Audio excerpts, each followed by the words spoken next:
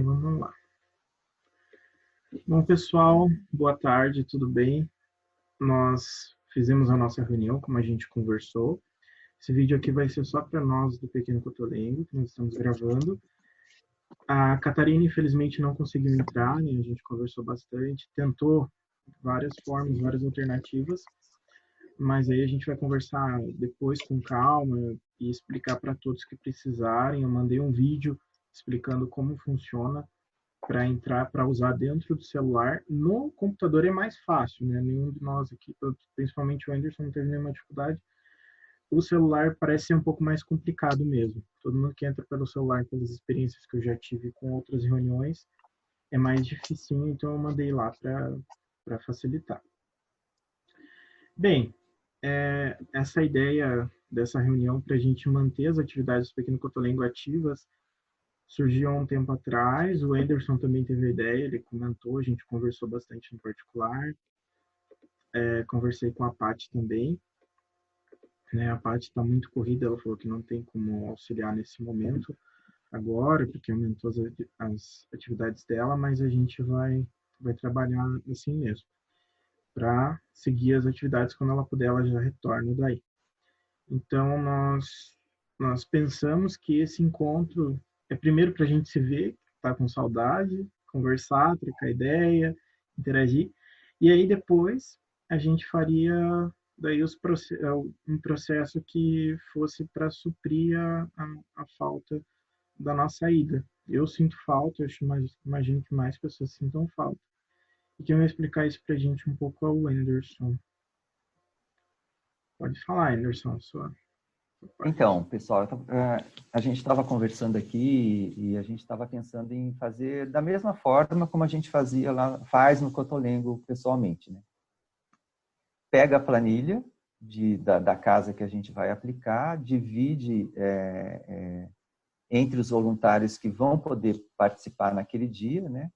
E aplicamos mais ou menos o mesmo tempo que a gente faz também lá no Cotolengo pessoalmente, né?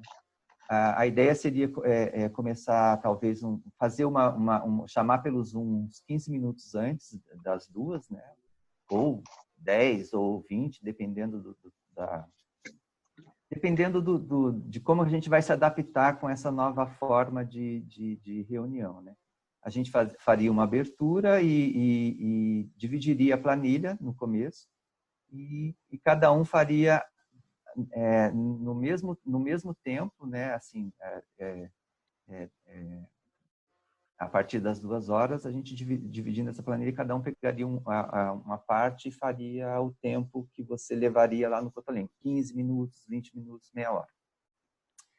E a gente pode também chamar no final, fazer uma chamada de vídeo para fazer o encerramento, ou não, né? Vai depender do que a gente escolher.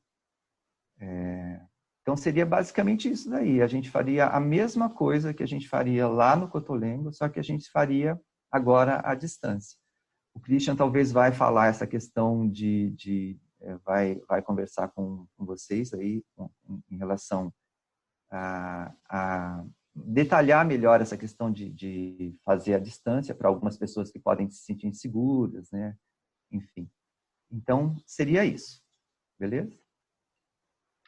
E a Sheila, tem alguma dúvida, Sheila? Não. Não? Não. A gente estava conversando, a Sheila comentou de talvez quem tivesse disponibilidade de fazer em outro horário, né? Eu acho que e programar para o horário normal. Então é como se a pessoa tivesse mandado o RIC aquele horário conosco, só que ela programou, né? Isso é possível, a gente sabe disso. Mas aí, se isso acontecer, ficou decidido que aí a pessoa vem conversar conosco, até a gente pode expor isso na reunião da semana que vem. Hoje é dia 18, na próxima semana, que eu acho que vai ser 30, não, vai ser 25, aí a gente decide bem certinho como vai funcionar. O passo que o Anderson passou para mim, que seria que ele acabou de passar a bola para mim para explicar para vocês, é que a gente não pode violar o que cada professor passou, né? Esse é Esse é um grande dilema de quem está coordenando atividades de reiki voluntário com várias pessoas de vários lugares, né? Que a gente encontra muito, ou são pessoas que falam que você tem que fazer o curso com elas para poder fazer o voluntário onde elas atuam.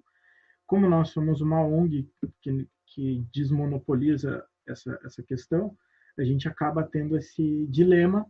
Então, por isso, desde já eu falo que ó, a gente sabe que tem mais de 60 níveis no mundo, a gente sabe que existem diversos métodos de professores lidar com o trabalho de reiki, e nós não queremos violar nada disso. Mas, para que a gente possa ter um bom andamento das nossas atividades, a gente já vai fornecer um material bem simplificado, apenas para talvez sanar a dúvida de alguém que porventura tenha ou esteja um pouco inseguro, enfim, que não praticou muito reiki à distância, para que essa pessoa tenha uma base para caminhar, né? Então, eu coloquei aqui os passos, é bem simplificado esse material aqui, a gente confeccionou no Irradiando Luz, e temos aqui como você fazer os passos, né? Então você pegaria uma fotografia, faria os dois símbolos, o Huncha Shunei e o Shokurei. Dependendo da situação, você pode utilizar o símbolo 2. Né? Eu estou falando dos três símbolos básicos do reiki tradicional. A gente sabe que tem outros em outros sistemas. E aí tem alguns passos aqui que vocês podem seguir. A questão do tempo entra no que o Anderson comentou, né? Seria daí tentar assimilar o tempo que a gente aplica lá, e aí a gente vai ver também como é que vai fazer para anotar o tempo de cada um, porque pode ser que mude o tempo de um para o outro, né? Isso a gente vai ter que ver também. E a questão da limpeza é importante, tem muita gente que às vezes não faz esse processo, mas como a gente está falando de reiki para pessoas uma mas elas muito complicadas, dependendo do reikiano, ele acaba fazendo uma projeção astral mais intensa do que o normal. Então a gente recomenda que limpe as mãos, né, que foi o que foi utilizado na hora da aplicação. E aqui tem algumas outras sugestões para vocês trabalharem. Então seria isso, aí a gente continuaria com as nossas atividades. Esse momento também é bom comentar que ele é um momento para a gente ter novas ideias, melhorar o nosso trabalho, trocar ideias, aproveitar essa hora, esse convite que o universo nos deu para parar tudo, ver tudo que está acontecendo no mundo e saber como caminhar melhor daqui para frente. Tem muita gente fazendo isso, acho que isso é muito comum agora, nessa época que nós estamos passando. Tem muitas pessoas fazendo isso, pode ser um convite para nós fazermos isso também dentro do nosso voluntariado. Não somos só nós, as outras instituições do Instituto Fortaleza vão fazer isso também, o Bom Retiro, também o IPTA vão fazer essas atividades à distância agora para suprir a demanda. É uma política que a gente vai adotar dentro do Instituto, por isso que nós estamos agora bombando e irradiando luz. Então, se alguém tiver interesse também em fazer reiki além do Pequeno Cotolengo e tem tempo de sobra, tem gente que está trabalhando mais, mas tem gente que está com mais tempo de sobra agora. Pode se voluntariar também, a gente conversa daí. Alguma colocação, gente?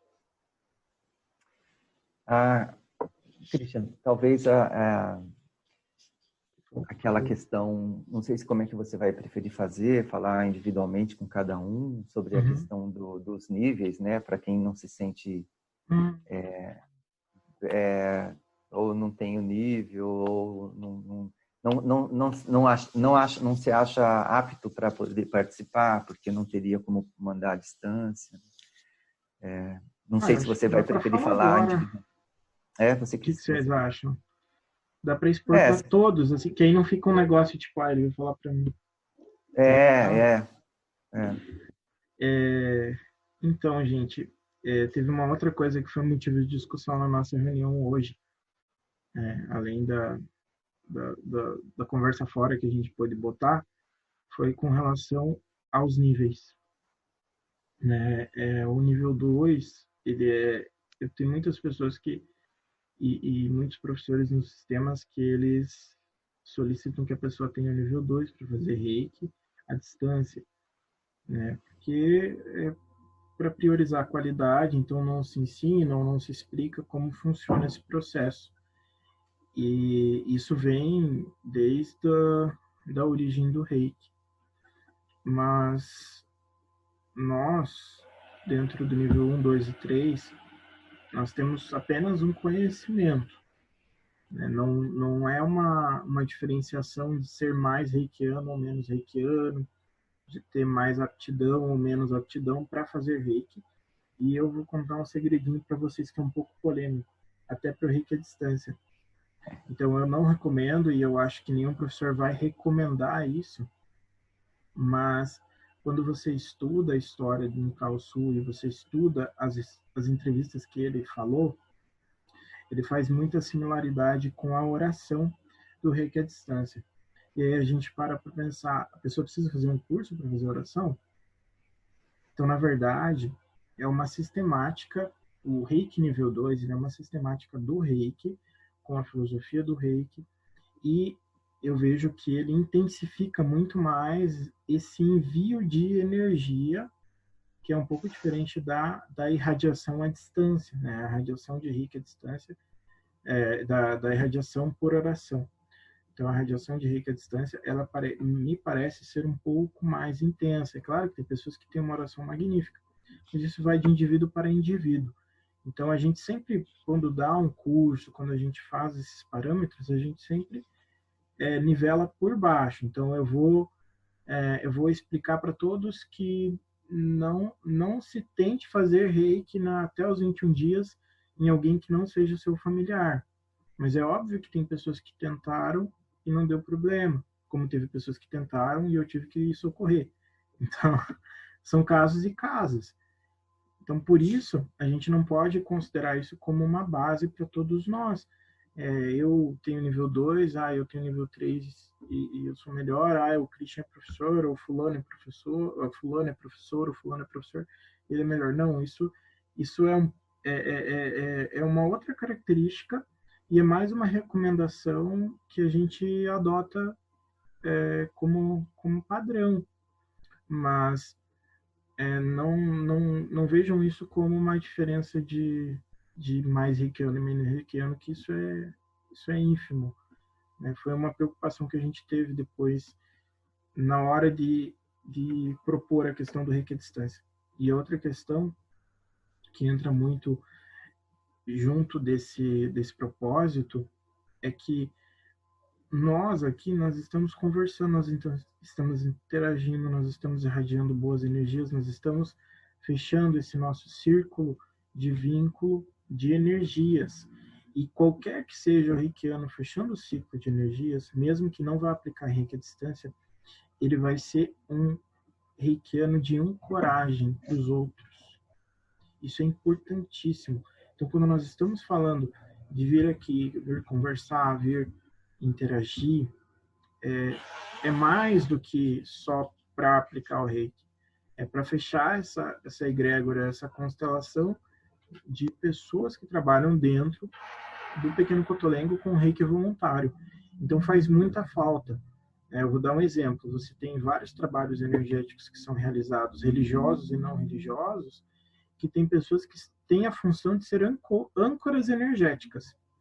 E a proposta é que os reikianos nível 1, que porventura não venham aplicar o reiki à distância, que eles sejam âncoras energéticas. Né? E um trabalho desses, que não é o nosso trabalho, ele não é só focado nisso, mas, por exemplo, um trabalho mediúnico que trabalha muito com a questão da ancoragem energética. Se não tem ancoragem energética, não tem trabalho mediúnico. E nós aqui, se não tiver uma ancoragem energética boa, vai ficar deficiente o nosso trabalho. Ainda mais se tratando de pessoas que vão trabalhar especificamente nessa área. Vai dar um suporte enorme. Então, é importantíssimo que todos nós, do Instituto Flor de Lis, dentro de cada um dentro da sua instituição, esteja participando dessas atividades. Tá bom?